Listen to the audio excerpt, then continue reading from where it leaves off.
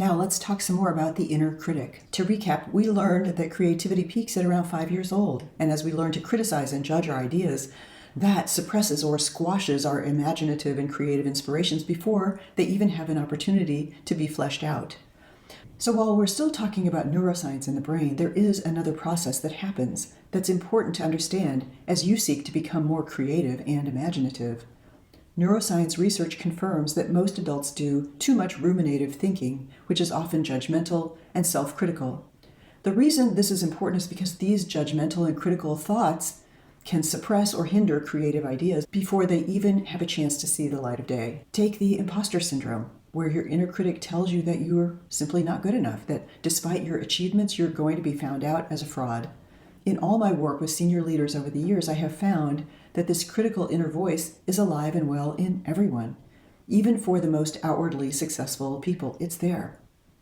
When we ruminate in this judgmental way, the brain's default mode network is activated, and studies show that too much of this kind of thinking is detrimental. It's not only detrimental for creative work, it also impacts our mental health and well-being. If you want to learn more about what some neuroscientists call survivor brain, which is made up mostly of the brainstem, limbic system, and parts of the left brain, I have linked some references in your workbook. But for the purposes of this course, the good news is that we can get more skilled at noticing that's where our mind has gone, and consciously choose different thought patterns. The more we practice this, the less power our internal critic has over us.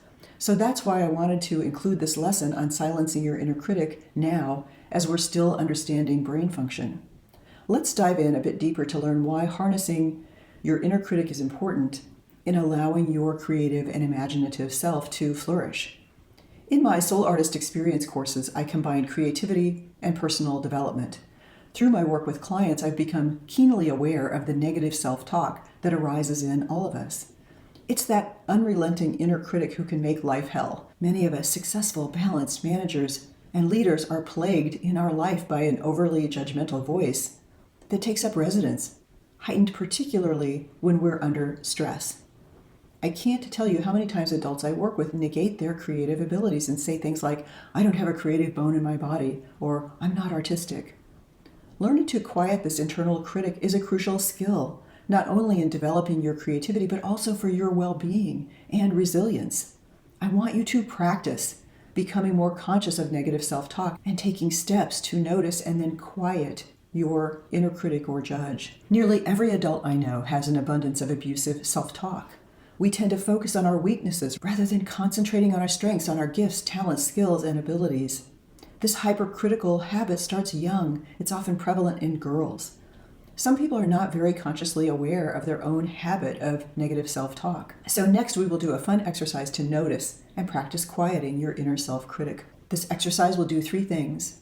See if you can reclaim some of your creative genius from when you were 5 years old, notice your inner critic, and practice quieting your mind. I'll see you in the next module and we'll do that exercise.